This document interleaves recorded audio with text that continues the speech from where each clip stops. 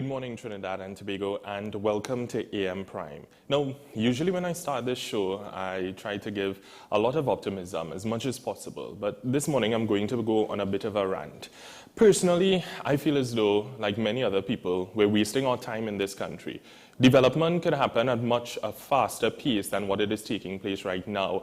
And many people are talking in corners, saying that they wish better would be done and so forth. But we have to really ask ourselves the question, what are we all doing to make this country a better place?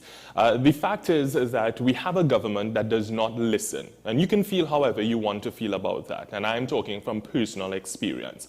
Of course, we can easily see that things are happening across the country. But is this the kind of development that we want? Are we allowed to participate and have a say in what we want to see moving forward? And the simple answer to that is no, because we have had a history in this country where political parties, from the time they assume government, it's the assumption that this is what the people voted for, and we are allowed to make whatever decision is necessary as we see fit. Well, to be honest, that's the wrong kind of approach to take, because any government in office should constantly go back to the population and have discussions and have an understanding as to where the pillars of development are really centered. And we see from time to time political meetings taking place, and all the sycophants will gather in their numbers and support the political leader left, right, and center. Jump high, jump low, say whatever it is. That's not democracy. That's a bunch of sheep following a leader who clearly doesn't understand what is needed for the flock. And it's time that we really change this, because as a young person living in Trinidad and Tobago, I am extremely frustrated. Many a times I think about migrating, leaving Trinidad and Tobago. But then that voice at the back of my head says to me, Nikolai, you'll be turning your back on your country. And I start to feel guilty.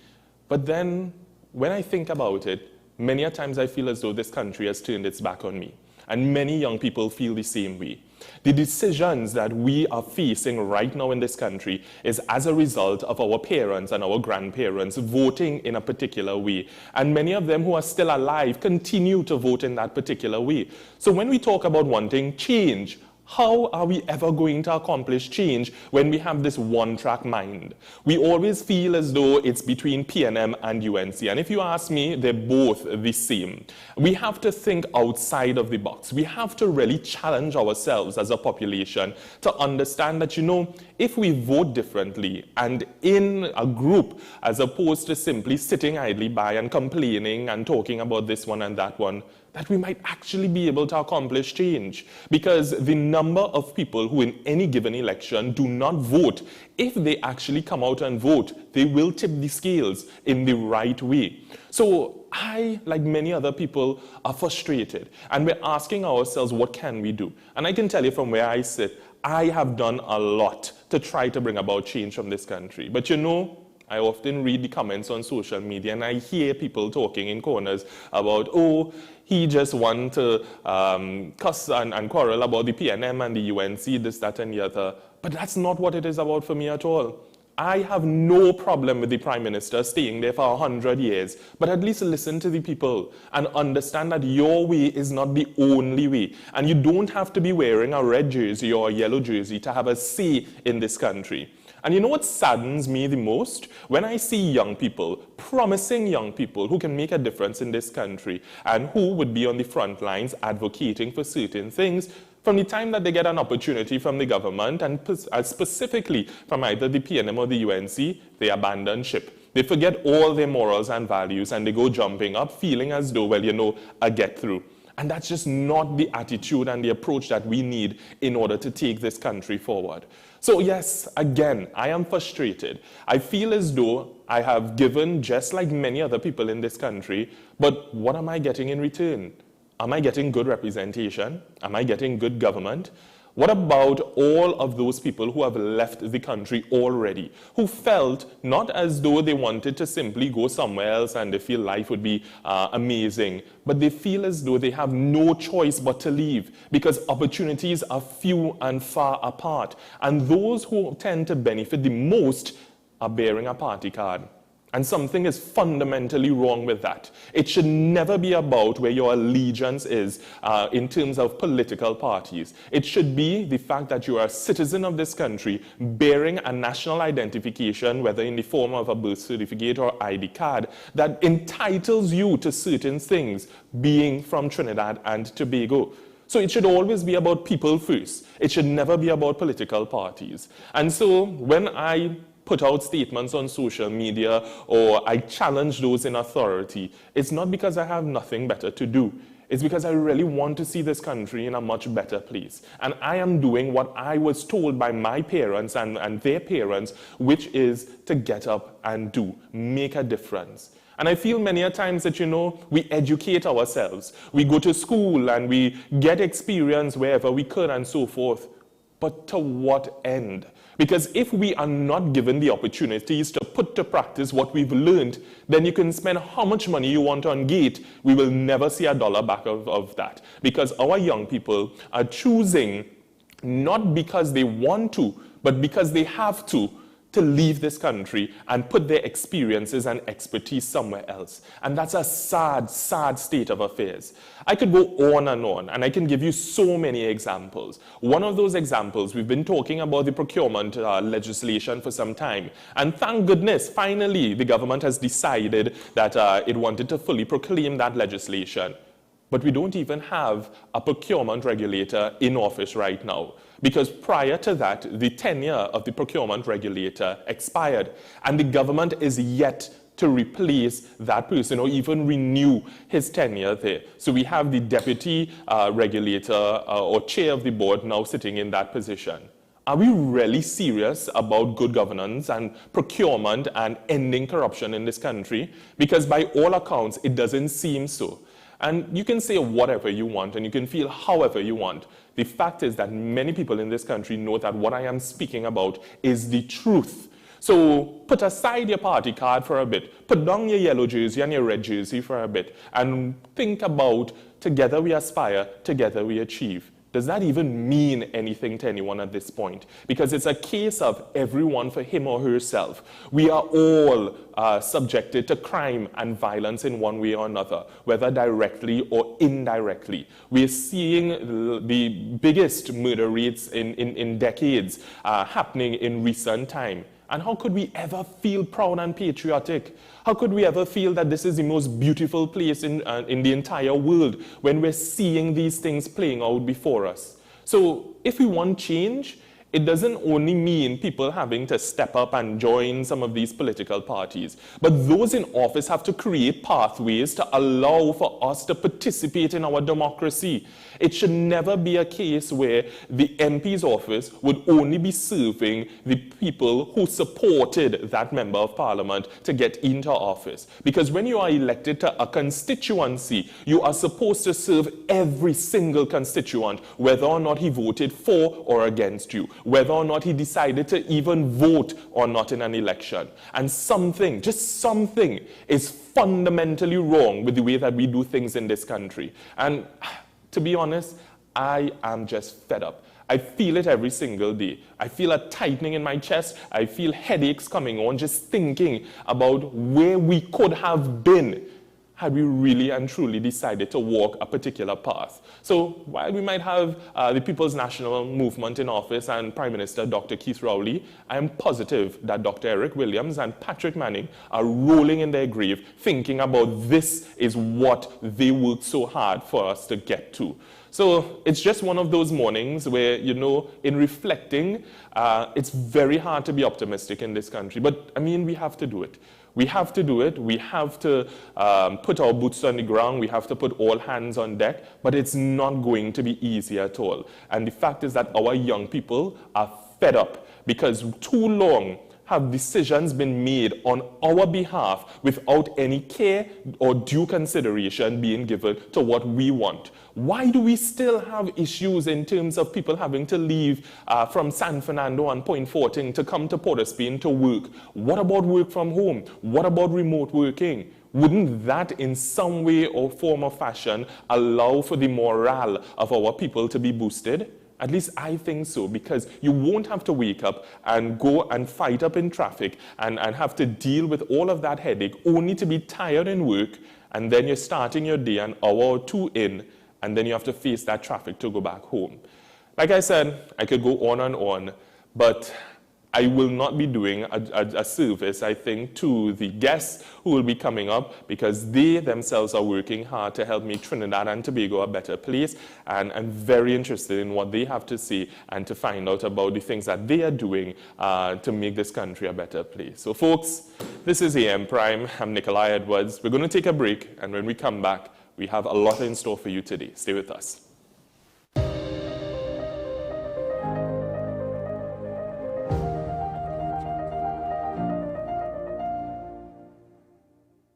The best laptops and tablets are at dbesttoys.com. Get a Gateway 14.1-inch ultra-slim notebook or an HP 14-inch laptop at the best prices in TNT. Get the Fire 7 tablet for $474. You can also shop the latest Amazon Fire Sticks. Call now at 32-DBEST to order, or visit us in-store at Forces flagship Mac Bean.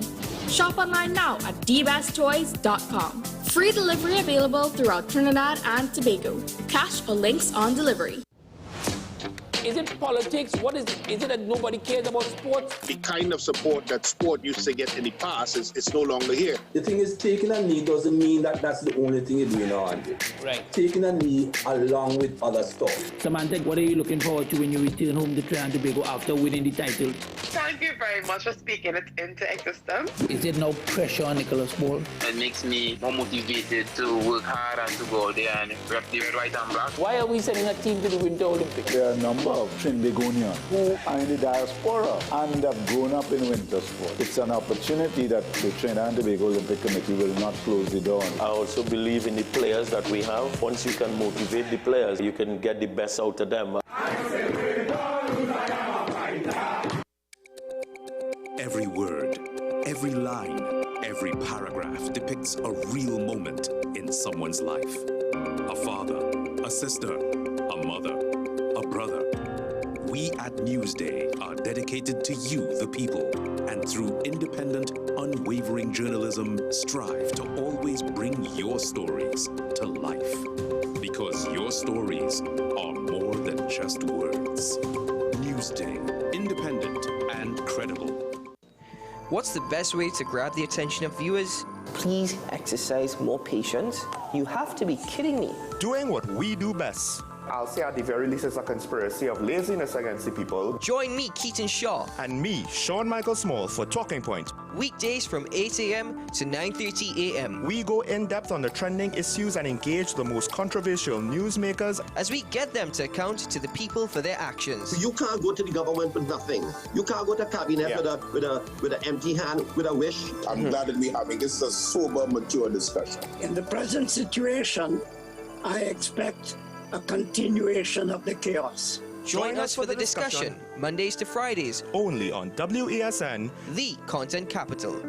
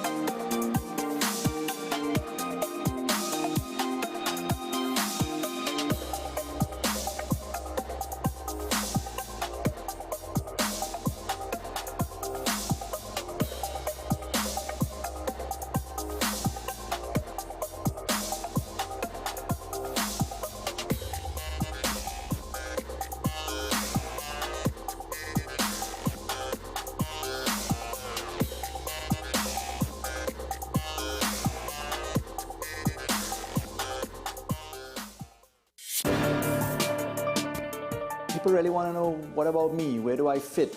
Yes. What is in the ride for me in terms of a better Trinidad and Tobago? And I'm pleased to shed some light on that. The purpose of bail is to ensure your attendance at court. That's it.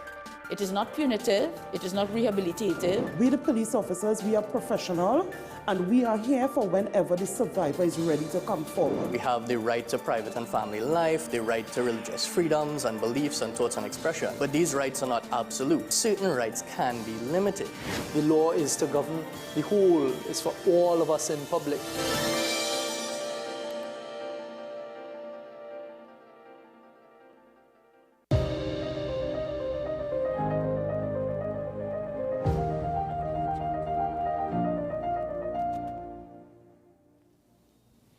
Welcome back to AM Prime. I'm Nikolai Edwards. Now, for our first guest, we will be discussing microencephaly. And not too long ago, we would have seen a case in the newspaper with respect to a parent talking about a situation that would have gone before the courts, where she would have been seeking health care be provided to her with respect to a boy, her son, who would have been born with microencephaly. We saw that headline in the newspaper talking about children deserve care. And it is something that, because we would have spoken earlier this week with Dr. Sabga, and it would have been with regards to pediatric cancer. So we are fully aware at this point that there are particular health challenges that our younger population, our infants face in this country.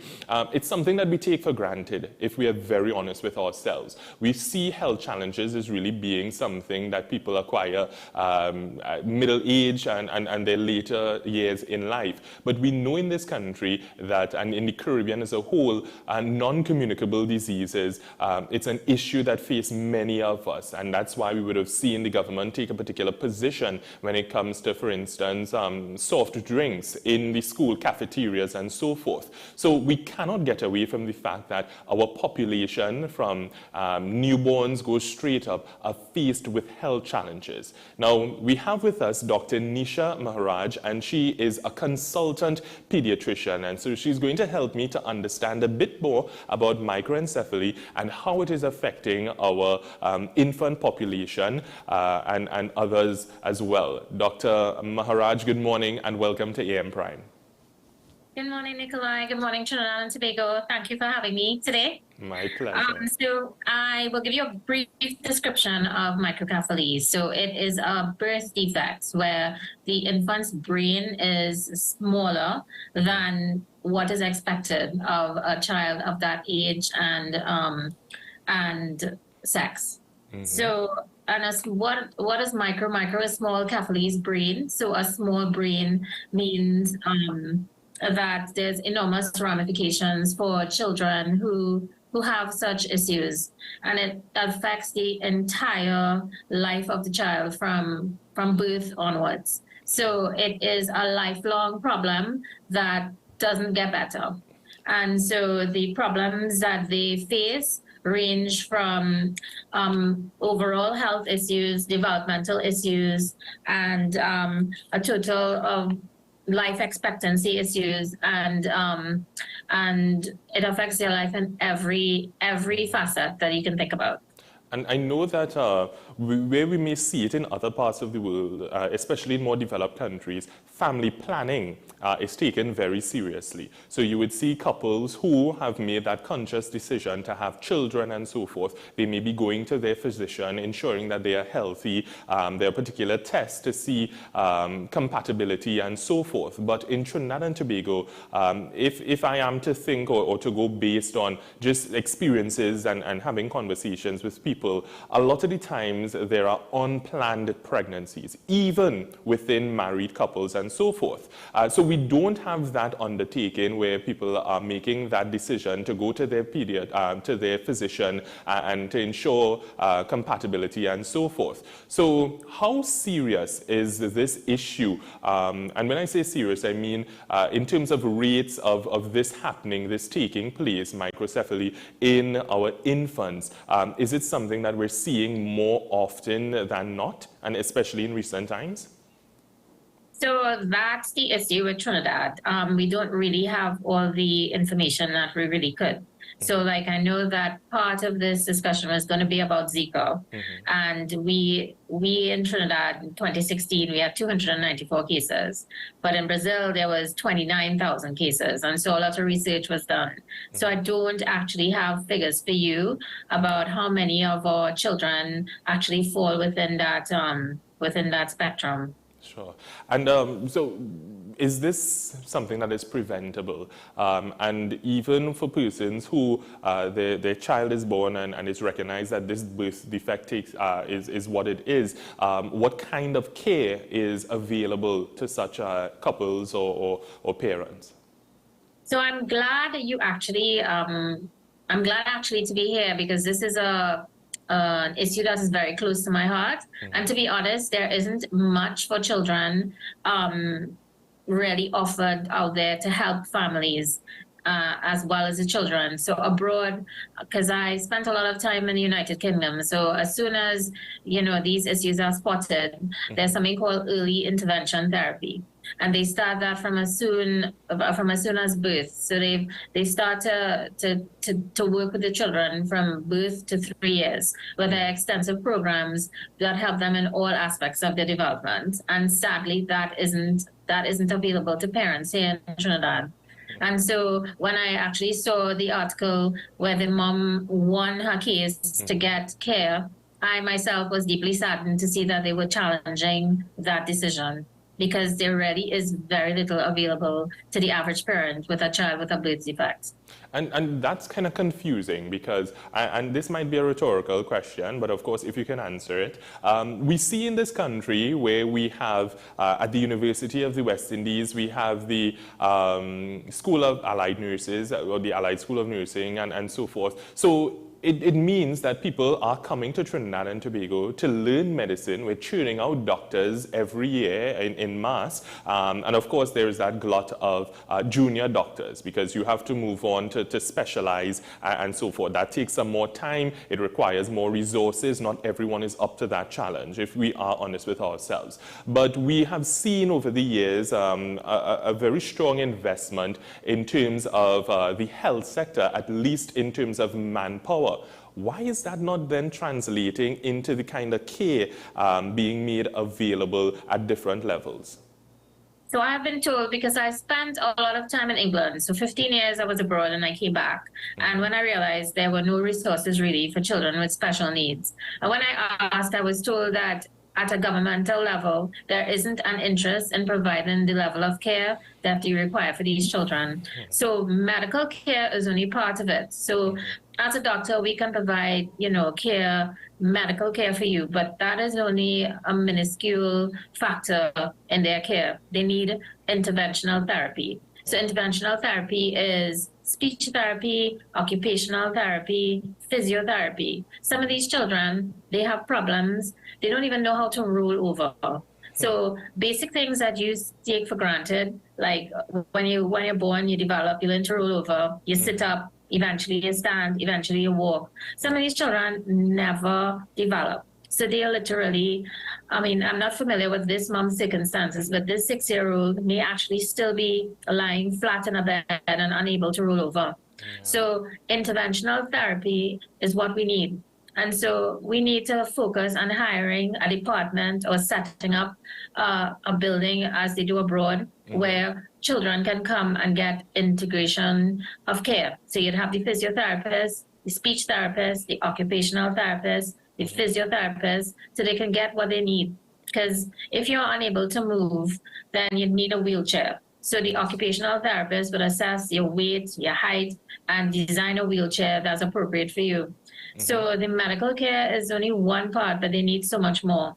And even with that, because we've been talking about that care being offered in the public health space, but is there any interest, as you are aware, any interest in private sector in terms of providing such medical care or therapy to treat with cases such as this? Right. So there are some therapists that are available, but they are privately run. And for most parents, the prices of those sessions are unattainable. Because you don't need one session, you need a series of sessions. And you might need a series of sessions over years rather than weeks. And the average parent can't access it, can't afford it. Yeah, and I just see so many opportunities for medical tourism if we were to actually make these kinds of investments in these areas, because we can't just think about our population alone. I would imagine that across the Caribbean, they may have faced similar challenges, and that would have been a perfect opportunity for Trinidad and Tobago to make these investments into the health and well-being of not just this country, but the region. But unfortunately, I feel as though many a times we can't see beyond our noses. But I digress. I know that we're going to be talking about Zika as well. How serious, well, not serious, but is this something, the Zika virus, is this something that is top of mind for the population? Or is it that, just during a particular rainy season or whatnot, when we see more mosquitoes, that's when we start to think about it?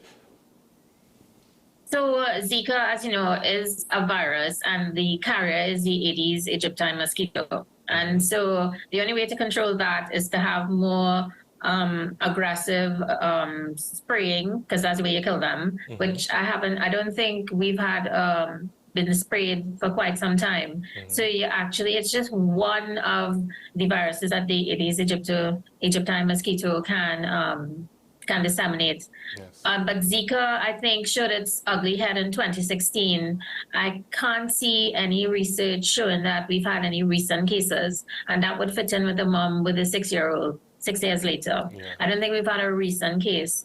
I think it comes to light because, as I said, most of the research is in Brazil, but they've had close to 30,000 cases. And it's a big deal because 1/3 of the children of moms who are infected with Zika will have something called Zika congenital syndrome. And that syndrome really ranges symptoms of neurological features. So you're looking at anything from seizures, a small brain, also known as microcephaly, developmental problems, visual problems, hearing problems, swallowing problems. So it affects, it goes for the brain.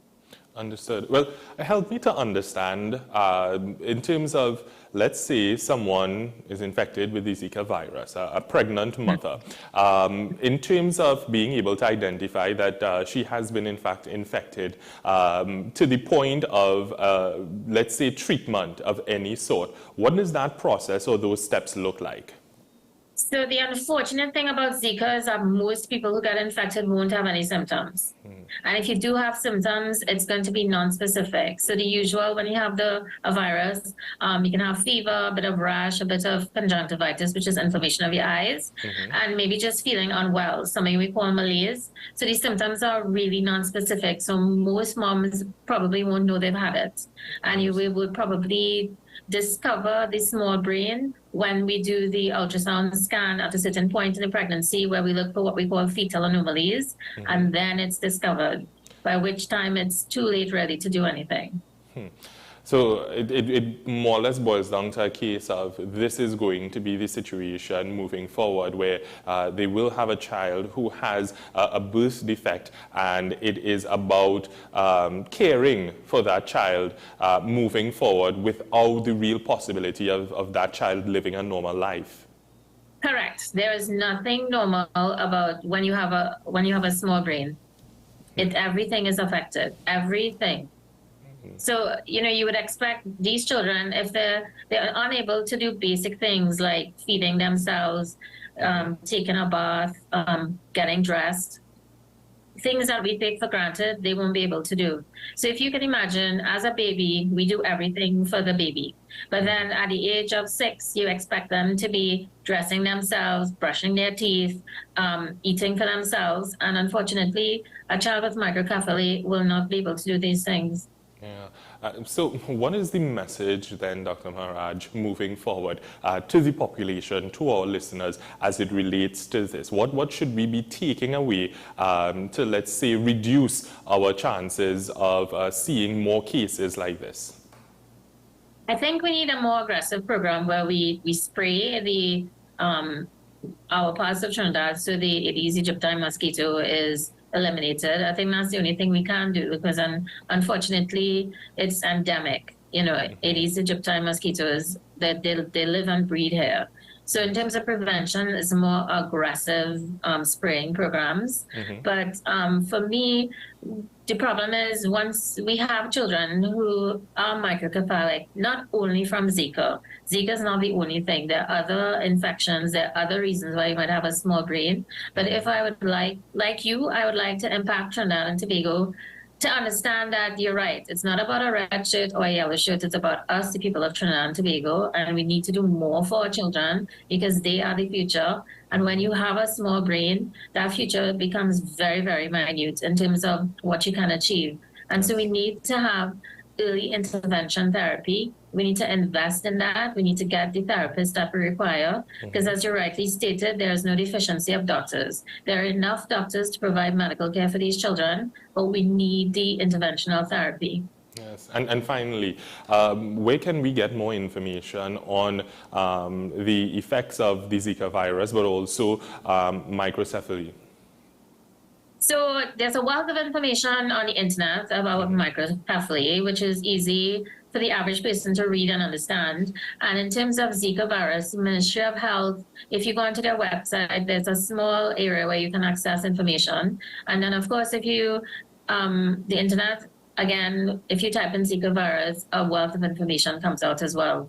But what I really want to impact on our listeners is if we as a nation try to clamor for better management, we need to clamor and we need to rise and demand from the government that our children need early intervention therapy when there are birth defects or when there are any issues that affect their development. We need to have an industrialized program where parents can access a national program where parents can just go and access the care that the children need. Because it's one thing to provide care for the children, but the families also need support. So if you think about this mom with a 6-year-old, she has to do everything for this child. I'm sure she has to lift him. She has to change nappies. She has to shower him. She has to feed him. She has to do everything. And that's a 24/7 job. So what they do abroad as well is the parents get something called respite care, where nurses come in and look after the child for a few hours so the parents get a break. So we need more investment in children with special needs. And one can only hope that we actually get to the point where citizens do come together and advocate for that exactly that you're speaking of. Dr. Maharaj, thank you so much for taking the time to come and have this discussion. It was very enlightening for me, and I would imagine for our listener, for our viewers, and hopefully something can come out of this, because we should never have another scenario such as that mother and that 6-year-old. So thank you again for coming onto the program. Thanks for having me. Nice. And that was Dr. Nisha Maharaj, a consultant pediatrician, and we were talking about microcephaly. It is a small brain, a birth defect that has impacted on children in this country, and not enough is being done to look into it and to provide the kind of care necessary moving forward. So hopefully things will change. Folks, we are going to take a break at this point. When we come back, we have more for you here on AM Prime. Stay with us.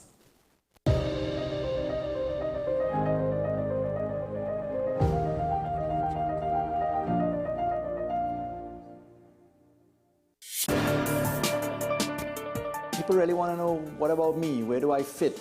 Yes. What is in the ride for me in terms of a better Trinidad and Tobago? And I'm pleased to shed some light on that. The purpose of bail is to ensure your attendance at court. That's it. It is not punitive. It is not rehabilitative. We, the police officers, we are professional, and we are here for whenever the survivor is ready to come forward. We have the right to private and family life, the right to religious freedoms and beliefs and thoughts and expression. But these rights are not absolute. Certain rights can be limited. The law is to govern the whole, is for all of us in public.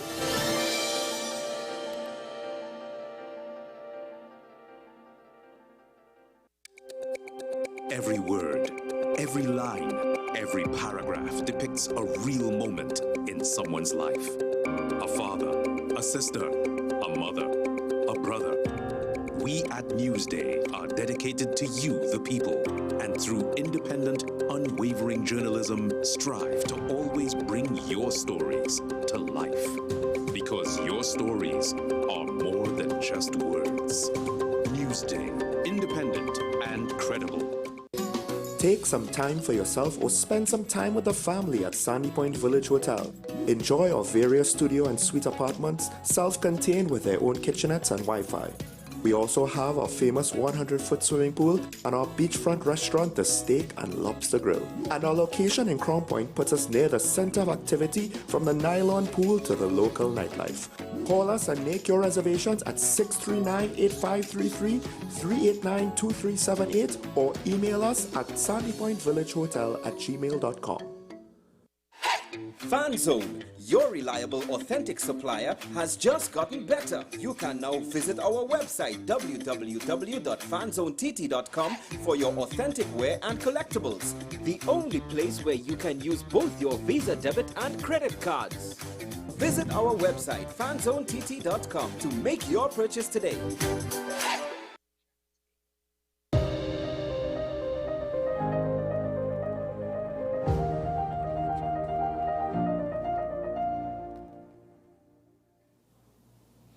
Welcome back to AM Prime. I am Nikolai Edwards. Now, when we think about the sea, many a times we just think about, going to Maracas Beach, we want to go to Tobago and enjoy the beautiful coral reef there, and we don't spend too much time thinking about protecting our waterways and our beaches and so forth. And especially as a small island developing state, knowing fully well that we're surrounded by water, this is very important and it should be top of mind in terms of the things that we can do to protect that which surrounds us. We are facing the effects of climate change and there is no argument about that whatsoever. But as individuals living on this twin island, it is our individual responsibility to seek out information and to ensure that we do what we can to protect our coastlines and so on. And it moves,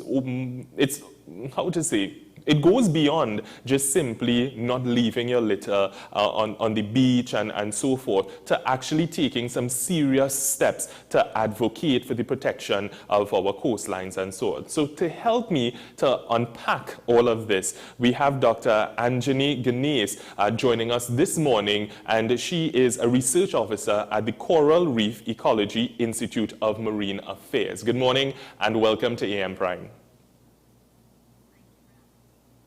So we are talking about protecting our coral reefs, we're talking about coastal protection, we're talking about the beautiful sea that surrounds us.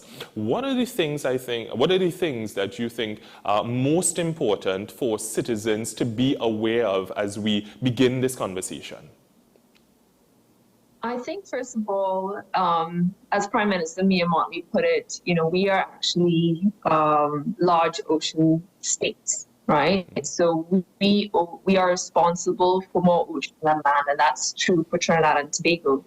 Our economic exclusion zone for Trinidad and Tobago is about 15 times the size of our combined land masses. So that's a lot of ocean that we are responsible for in terms of conservation, but also it's a lot of ocean that we as citizens do not know a lot about. So we can start from there, where we just need to start exploring our ocean backyard. Yeah, and that is important, or against the backdrop of us being within the decade of ocean science for sustainable development. That period runs from 2021 to 2030. Could you tell us a bit more about what does that mean in a more practical sense? Because we see the Prime Minister of Barbados really being a strong advocate and so forth. But if we're honest with ourselves, the decade of ocean science for sustainable development might just simply fly over many of our heads. Yeah, that's understandable. I think the first step for the decade of ocean is actually to start the process of understanding our oceans better. And what that means, it's the different components of the ocean decade, and a lot of it is based on sort of understanding the oceans, the ocean literacy, and understanding our connections with the ocean. what we do on land affects the sea. So there's a lot of work in building awareness of how we must do things like land planning or watershed management to protect and to conserve our oceans, because we benefit from our oceans from a lot of services that provide us with things like jobs, food, industry, trade. And so the Ocean Decade is focusing on making these jobs or these activities much more eco-friendly and sustainable in terms of how we manage our resources. The Ocean Decade is also important for developing tools in the blue economy or the sustainable blue economy, because we do use our oceans a lot when it comes to fishing for tourism, but it is a chance to remodel our system so that we know that our oceans can continue to serve us into the future.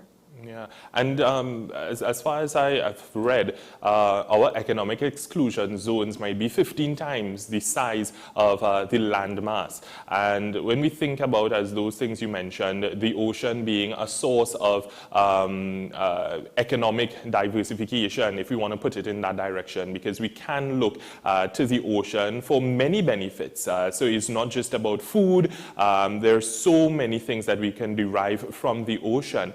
Do you think that we have sought to educate our population sufficiently to that end? I think there's a lot of work to be done. Apart from just education, we need governance. Ocean governance needs to be developed. There are tools that we can work with international agencies to help us, but we also have existing policies and plans that need to be legislated and enforced, and I think we need to start there. So in order to be able to use our resources responsibility, we need a framework to guide us on that, and I think that's one of the biggest steps to having an ocean economy. Yeah, and I actually read here that Trinidad and Tobago has a number of environmental policies and plans that have yet to be legislated and enforced. The draft Protected Areas Plan, the draft Bucco Reef Marine Park Bill, the draft Fisheries Management Bill, the draft Integrated Coastal Zone Management Plan, and all of these things are laid and we need them enacted, publicized and enforced. What do you think is the key back in this regard? Because if we're seeing these things as so important, we've made the first steps and good steps in that direction, but why haven't we gotten to the finish line? I think that's where the connecting of the dots comes in. So a lot of people do not understand how these policies would actually help or grow businesses or grow industry and activities that we utilize with the ocean. And I think it's that awareness or lack of awareness rather, and prioritization, right? So we have a lot of priority issues that we see all the time and again on the news, spoken in government, things like crime, issues of the economy. And so the dots need to be connected of how we can resolve some of these issues. You can't expect the ocean to solve all the problems, but how the ocean and how we use the ocean can be solutions to existing and priority issues. Gotcha. And one of the things that I know is really important to you and that you have presented on is the black sea urchins, and especially on the Tobago reefs. The question has been asked, when last have you seen them? And reports on the fate of sea urchins in the Red Sea following fatal disease in the Caribbean is something that you are well versed on. Would you mind telling us why these sea urchins are important, or why should we be paying attention to this? Yeah, I know sea urchins can be quite annoying for sea bathers, but they're very important grazers of algae. So on coral reefs, corals are the prominent habitat provider, and they need nice clean surfaces so they grow from tiny little polyps to large colonies. And these sea urchins, they feed on the algae and they keep the reefs nice and clean. And they've done this job very well up until the 1980s, where we had our first die-off of these sea urchins, which resulted in up to 95% loss throughout the Caribbean, including Tobago. I do see them on occasion on the reef. You can find it, so you do see some recovery, but it's not to the scale that was described in the 1980s. And as far as you are aware, are there any ongoing efforts, whether by private sector or public sector, to see a rehabilitation of such?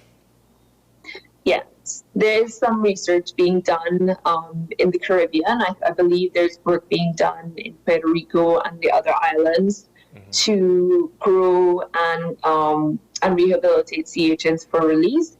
But it is an ongoing struggle. So over the within the last 6 months, there was another outbreak of disease, which resulted in another die-off in the Greater Antilles. And so researchers are playing catch-up into finding out the culprit of the disease and trying to, at the same time, secure and the remaining sea urchins that do occur on the reef. And thus far, in terms of, as you mentioned, research is being conducted.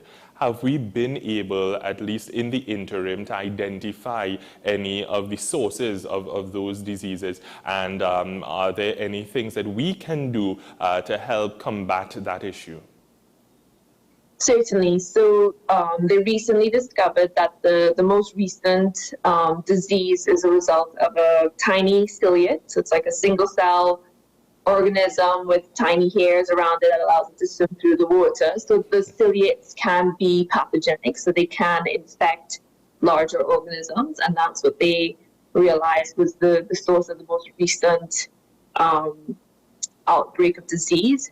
But we still don't know what drives that outbreak, and we still are unsure of the disease that resulted in the die-off in the 1980s. So more research is being done to see if it's actually the same parasitic ciliate that they've discovered a couple months ago. Got you. And of course, I read where, some of the issues of hurricanes, bleaching, and disease outbreaks have come parallel to the simple fact that humans have not been kind to the environment. We've seen pollution taking place, we've seen that exploitation and so forth.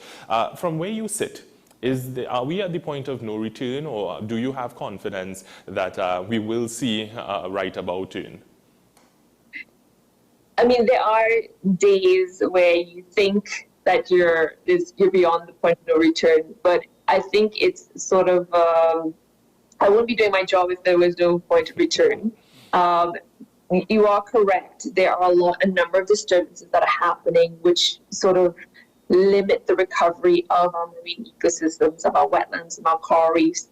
The future of climate change projects that we're going to have these disturbances at a more severe intensity and a higher frequency. And so while there's a lot of catching up in terms of our management, there are still enough, there's a lot that we can do quite easily if there's willpower and if we prioritize our ocean systems. And so I do see and also the marine ecosystems are quite resilient. We know studies where marine protection of marine areas have resulted in significant improvements within a short time. So I do have a faith that, if we do implement certain policies and plans, that we can have some recovery and some resilience to future disturbances. And sometimes all we can do is hold on to faith and trust that with the work that things will get done. Let me just say thank you so much for taking the time to help educate us on this subject.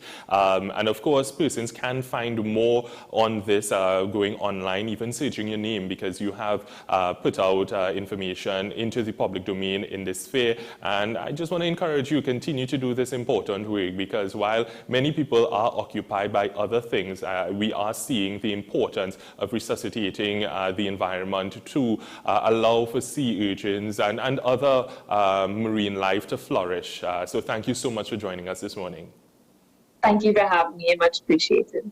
And that was Dr. Anjani Ganesh, and sharing with us there on sea urchins, protecting our coral reefs and so forth. And she's a research officer at the Coral Reef Ecology Institute of Marine Affairs.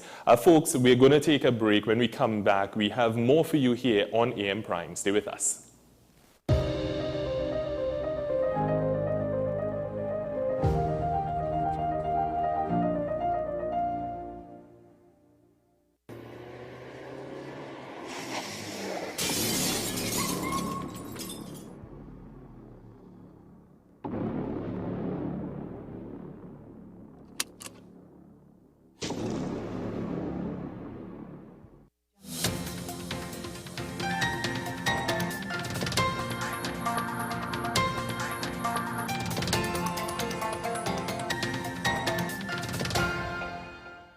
Here's your WESN News on the Hour. I am Sarah Ali. Thanks for joining us. Here are the headlines. No makeup CXC exam for students who missed due to flooding. Soldier and civilian charged in connection with missing rifle. Riverine flood alert downgraded to yellow level. Regionally, woman declared dead knocks coffin over during her wake in Ecuador. And internationally, American sprinter died from complications in childbirth. Now for the details. Students who missed exams on Monday due to flooding within their area will not be given makeup exams. This was revealed by Minister in the Ministry of Education, Lisa Morris-Julian, MP in the Senate.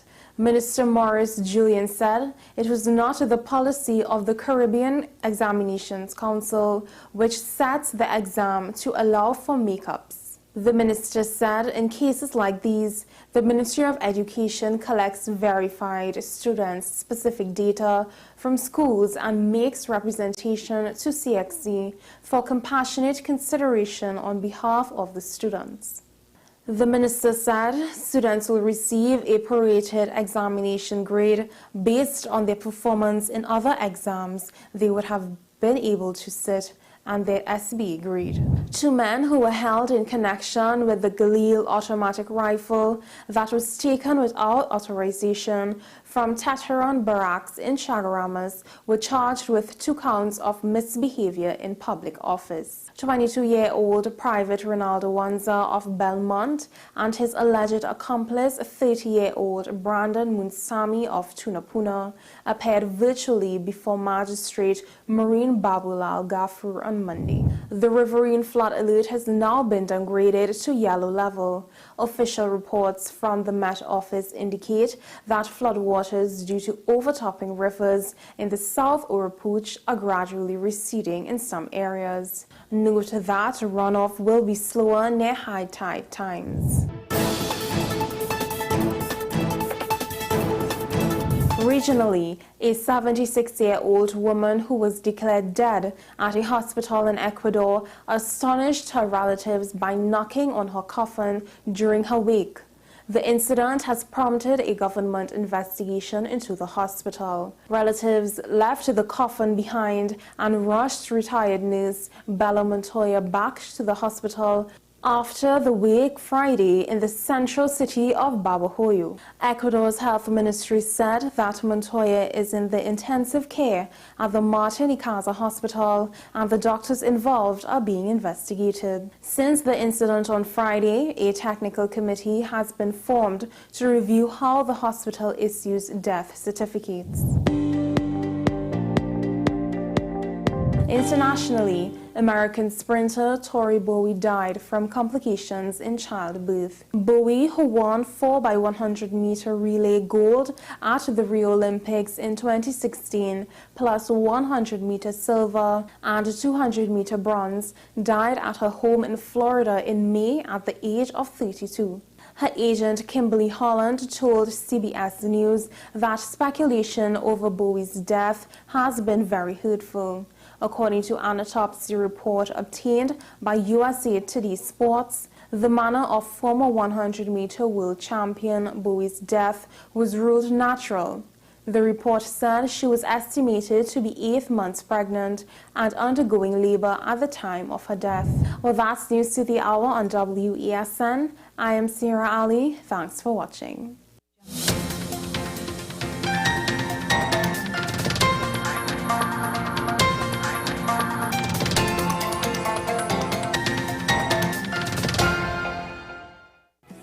We invite you to our 7th National Day of Prayer.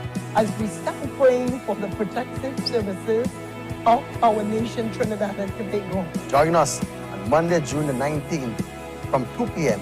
at the Woodford Square in the city of Port of Spain. As we stand in the gap and pray for our Commissioner of Police and police officers. For the Acting Commissioner of Prisons and the prison officers. For the Chief Fire Officers and Firemen. For the Air Marshal, Defense Force, Coast Guard, and Air Guard. Declaring blessed is the nation whose God is the Lord. Psalm 33:12. It is our 7th National Day of Prayer, Monday, June the 19th, 2 p.m. Woodford Square, Port of Spain. See you there.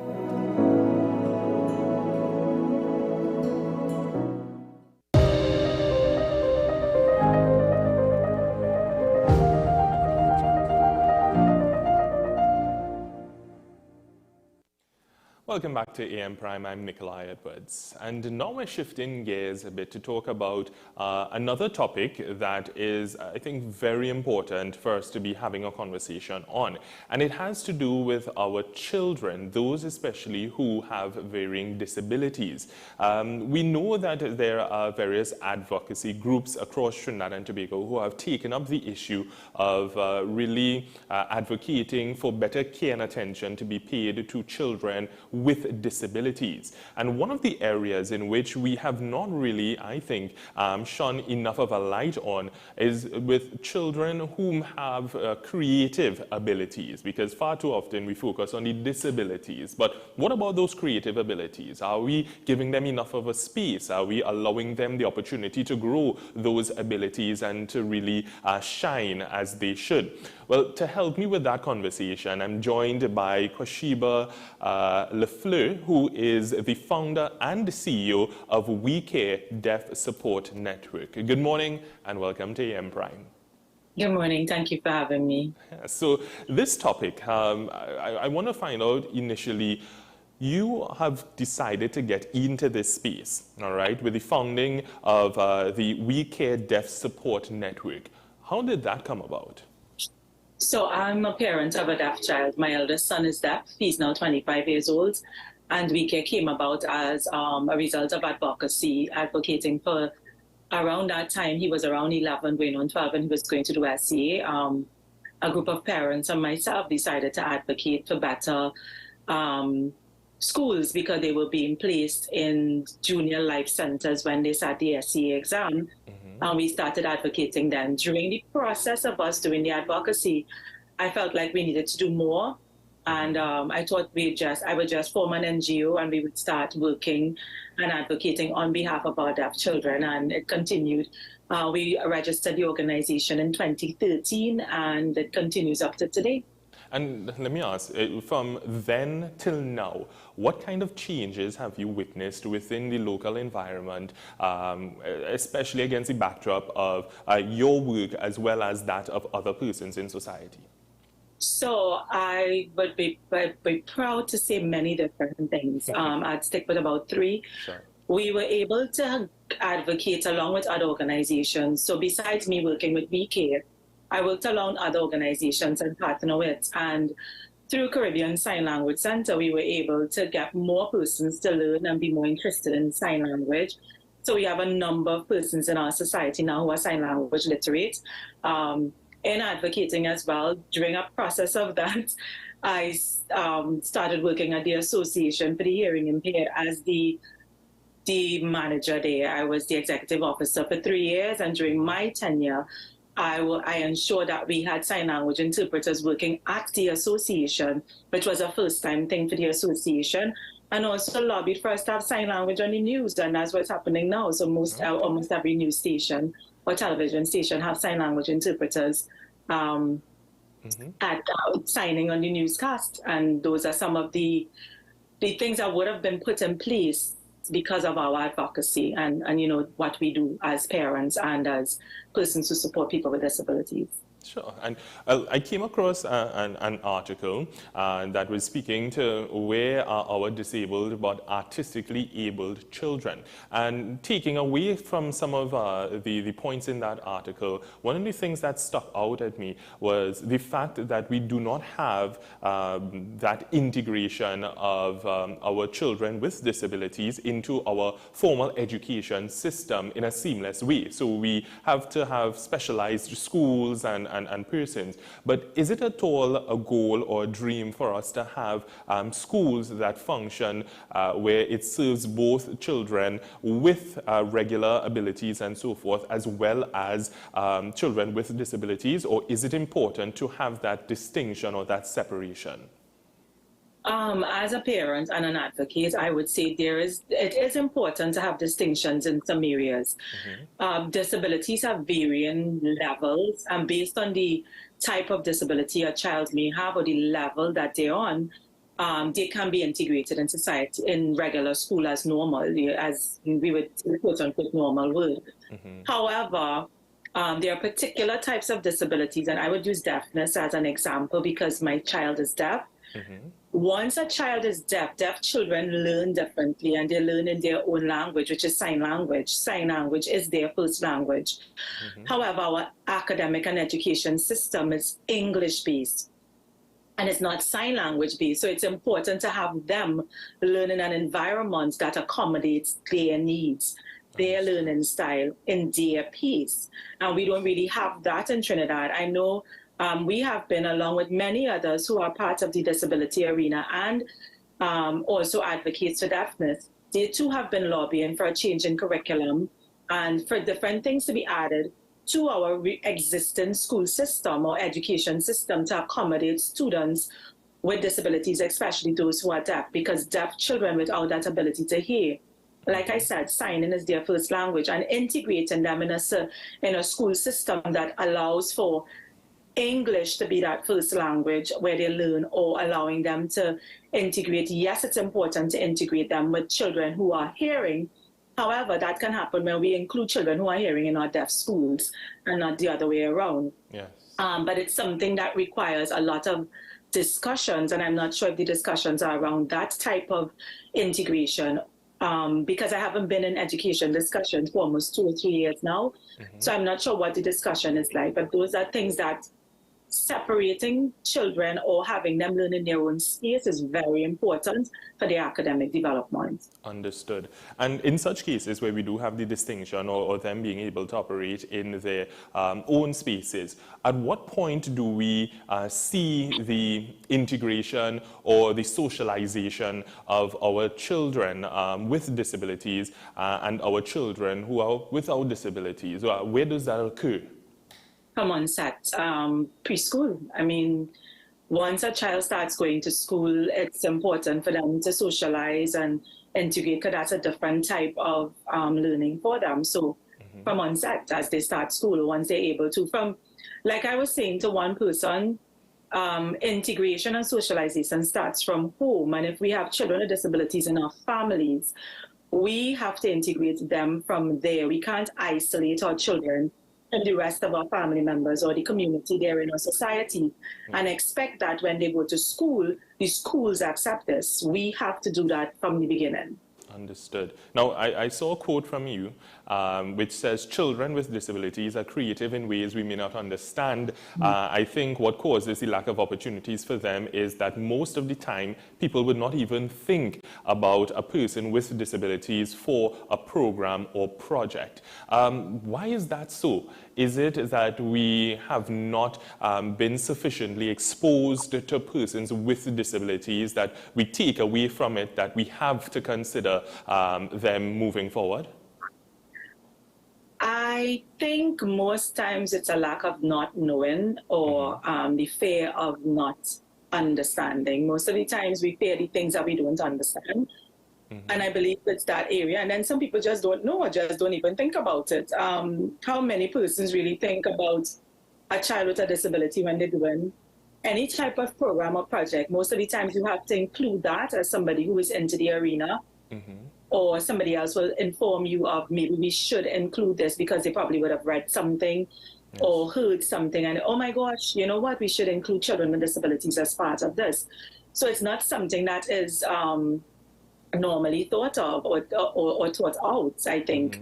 And from experience, it's not something people usually think about to include children with disabilities, especially in the creative arts industry where we have so many young persons with disabilities, children and youths who are very talented in all different aspects of creative and performing arts, but sometimes don't have the opportunity to express or to show their creative skills. Yeah, and I want to really take a deep dive into that. But before I get to there, shouldn't then we have to have a government level policy and legislation that really drives that push to integrate, to consider, to include persons with disabilities, children with disabilities in particular? Because I can imagine there are still many public spaces that are inaccessible to persons with disabilities, and we have not at the public sector undertook the kind of training necessary so that if you want to have a person with a disability be independent, or to say that he or she grows up in Trinidad and Tobago where their disabilities are taken into consideration when they go to fill out a form at a government office, or they go to seek out care at the hospital, or so on. Shouldn't more be done at that level to drive this? I think legislation and policies are very important. So yes, I would say that. But we also have to think of their other disabilities as well. And I think most times we talk about disabilities, people think of physical disabilities, and there are persons with disabilities that are not physical. And the opportunity for them to be integrated in society or be a part of programs or projects, it's a simpler process than having to restructure a building because it's with somebody who has a wheelchair or something. So yes, policies and legislations, that is very important, and I'm not going to say no at all. It's critical in our society. But I think more and more, because people are unaware and they do not know, and it's not on us as advocates, or it's not on anybody, it's just people just are unaware because they don't think about children or persons with disabilities because it's not in their face, so it's not something that they regularly operate in or around, that can have the challenge of them not being involved in stuff. But policies and legislations are extremely important to ensure that we have young people and children more integrated and a lot of other things in society. However, I believe like programs and projects are external of government. It's more like NGOs or youth groups and those things that do those programs and projects. And in that case, those persons in the communities and who are external of government can, include them, can think about them and have an opportunity for them to be a part of whatever they're doing as well. Sure, but forgive me because I really want to have a proper takeaway from this.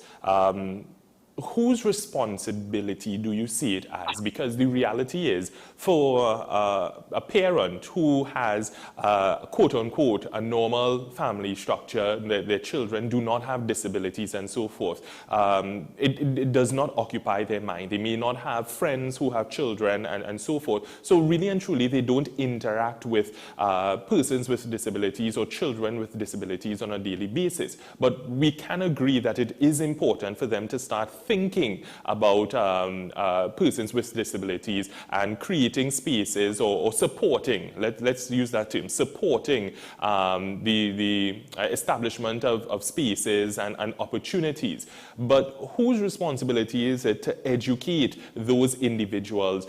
Should that education be taking place in the workplace? Should it be taking place in the schools? And who will be driving that education effort? So the education starts from home, like I said before. So parents have a right to understand the disability of their child, and then they educate their family members, educate their communities, educate. That's where the education starts from. External of the home, organizations like mine and other disability organizations, we too have a right to continue the advocacy and continue that plight in helping persons understand disability, helping them understand, children with disabilities are children too, or they're people first, and their inability to do whatever we may think they can't do, it's unique to them, and we need to understand that as well. So it's part of our responsibility as advocacy groups and NGOs and organizations. It's also a part of the responsibilities, a part of government and private sector as well, because the reality is persons with disabilities exist within our society. I'm absolutely certain everybody working in your station, whatever community or area they live in, there is a person or more than one with a disability living in their community or area. Yes. They may not know or may never have paid attention to it. So it's part of all of us, our collective responsibility to not just raise awareness, but have people understand that persons with disabilities are people first and don't focus on their inability, but there are also abilities that they have that we may not see. So it's everybody's collective responsibility to share information, to advocate, to be more aware and understand that disability exists around us, and it's nothing that we could shy away from or pretend that doesn't exist. Understood. So we're going to talk now about the creative side of things, because I would imagine that, there may very well be parents out there who have a child with a disability, but have noticed that that child has some amazing abilities. That creative side is really shining through.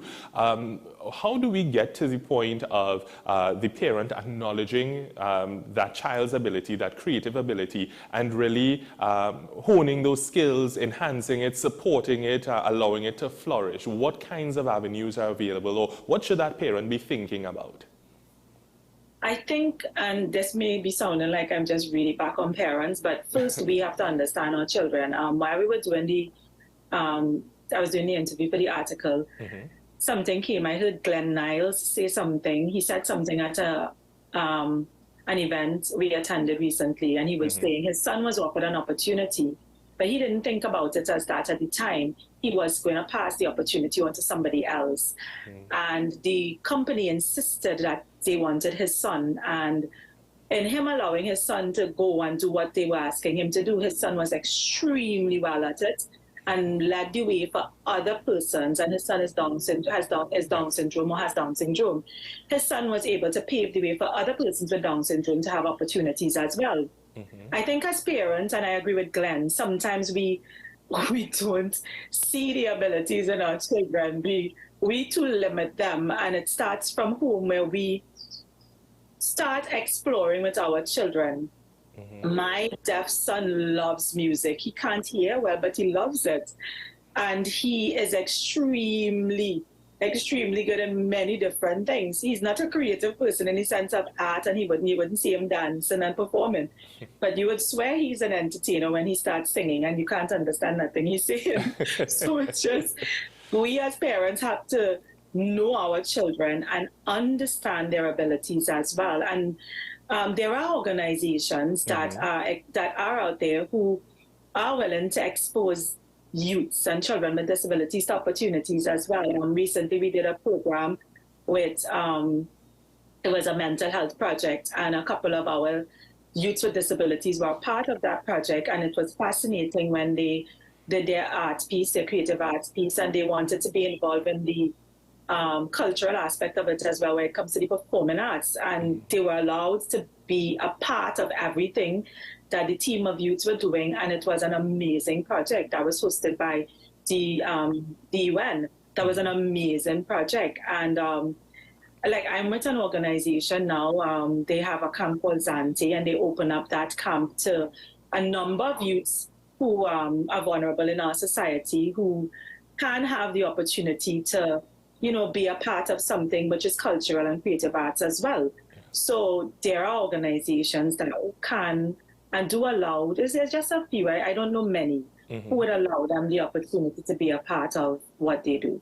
And finally, because unfortunately time is running from us, but I want to find out about support for not just the parents directly, but organizations such as your own and others. I would imagine that there is a need for resources, and resources can be both financial as well as in-kind and human resources, persons coming out and supporting. What do you see as being the need or that deficit that exists that those who are looking on right now on the program, who are listening in, can probably help to fill those gaps? Support in what way? Because yeah, so as I mentioned, in terms of resources and so forth, because your organization, I would imagine that it doesn't simply operate on goodwill. You do need certain things to continue to help you to advocate and so forth. What are some of those needs, and how can we help to ensure that you all get through with the mandate for which you had been established? Okay. So I think like things like these, doing interviews like these helps a lot with many of the organizations, because advocacy and awareness is key. We need more and more persons aware of many different areas of a child or a person with disabilities life, and funding. Social corporate Trinidad and Tobago can assist in many ways. Like for our organization, we are currently working at trying to get our head office up and running, but it's costing a lot of money. So I'm trying to source funding for that particular project at the time, because once we have our head office up and running, we can assist and support more persons and more parents of deaf and hard of hearing children. Volunteers are important as well, who are willing to work along with organizations to learn and to understand the needs of the organization, and then go and help us in advocating. And then you guys can help as well in just getting more information, learning more, and just sharing the information to the public. Because sometimes, based on recommendations, somebody would ask, do you know of somebody who work with children with disabilities? And somebody may say, okay, you could call Kashiba. Or, oh yes, I know of somebody from this particular network or organization, they may be able to help. And that word of mouth recommendation helps, and it goes a long way, because sometimes that word of mouth recommendation comes with a whole lot of resources that we need, but didn't know how to access as well. So I think those are some of the avenues that we can use as resources or support to help us continue building our organization. Understood. Answer the question. Yeah, of course. But I mean, at the end of the day, there's no right or wrong answer to it, because it's about how can we help you, and you've clearly identified ways in which we can help you. Now, if we want to get in contact with you, persons looking on, who something that you would have said to them, really struck a chord with them, and they say, let me get in contact with Kwashiba and assist, how can they get in contact with you and your organization? So the contact number is 774, or I should start with 1868 774 2864. That's our contact number. But we are also on Facebook and Instagram at We Care Deaf Support Network. I'm also on Facebook and Instagram, so they can also text me at my name, Kwashiba Lovely. They can also contact me there. So the number again is 868 774 2864. They can contact us at that number at any time before 10 o'clock in the night. And definitely we can have a chat, and whatever support I can give or how I can assist, I would. Excellent. But let me say thank you so much for taking your time this morning to help enlighten us. And I think that many people may not have necessarily been thinking that, there are spaces, or they should be pushing for our children with disabilities who have that creative ability to really find a space and a place in Trinidad and Tobago among their peers and outside. So thank you so much for coming and sharing with us this morning. Thank you very much for having me and for saying my name correctly. I really do appreciate that. No problem at all. Folks, that was Kwashiba Lafleur, and she is the founder and the CEO of We Care Deaf Support Network. So please go out there, look her up and the organization, and provide as much support as possible, because there are many children out there across the length and breadth of Trinidad and Tobago who are very much deserving of our support and our care. And of course, parents themselves, it's not an easy easy job for parents with children with disabilities, because we can think very easily how hard it is for parents with children who do not have disabilities. So can you imagine what it is for a parent who has to grapple with that? So as much support and love and care and attention that we can provide, I think that we should make a pledge to do just that. And folks, that's how we end this morning's program here on WESN. This is AM Prime, and I am Nikolai Edwards saying thank you so much for joining me this morning, and I hope to do it all over again tomorrow. So stay tuned. We have a lot in store for you as the week progresses. Have a great day.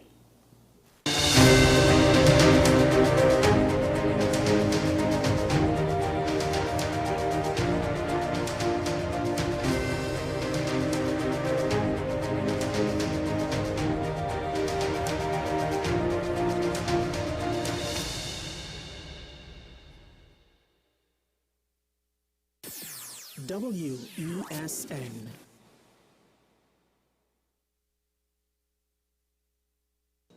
What's the best way to grab the attention of viewers? Please exercise more patience. You have to be kidding me. Doing what we do best. I'll say at the very least it's a conspiracy of laziness against the people. Join me, Keaton Shaw. And me, Sean Michael Small, for Talking Point. Weekdays from 8 a.m. to 9:30 a.m. We go in-depth on the trending issues and engage the most controversial newsmakers as we get them to account to the people for their actions. You can't go to the government with nothing. You can't go to cabinet with an empty hand, with a wish. I'm glad that we're having this a sober, mature discussion. In the present situation, I expect a continuation of the chaos. Join us for the discussion, Mondays to Fridays, only on WESN, the content capital.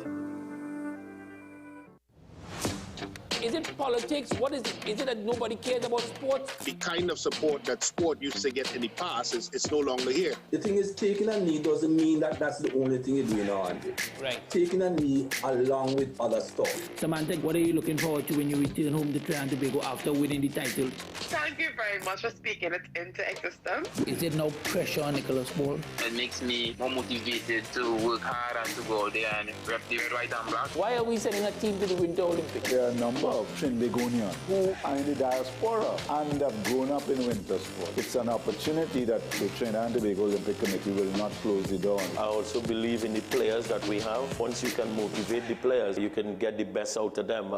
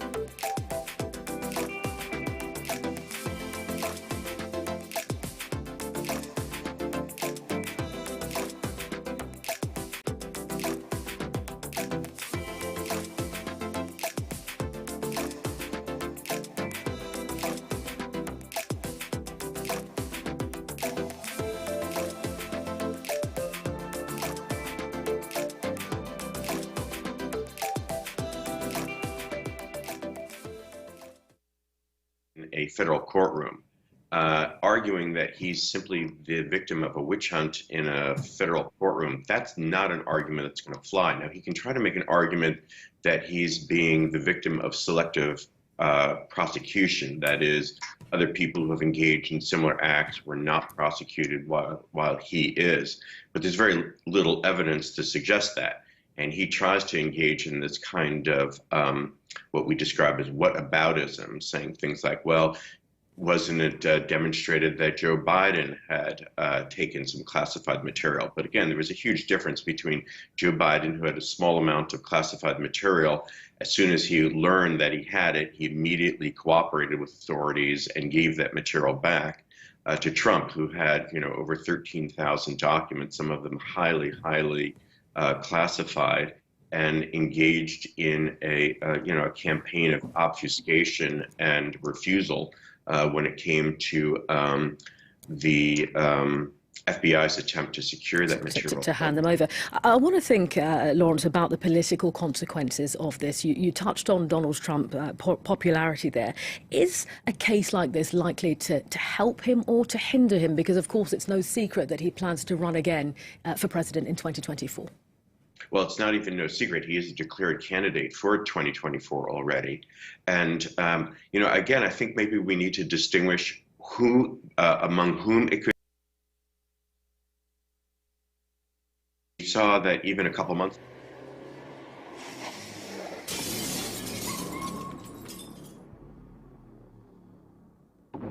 his raising monies for his campaign. So it does help him. I think these kind of charges does galvanize his base, and it whether that actually translates into a more general popularity with the electorate, that I doubt.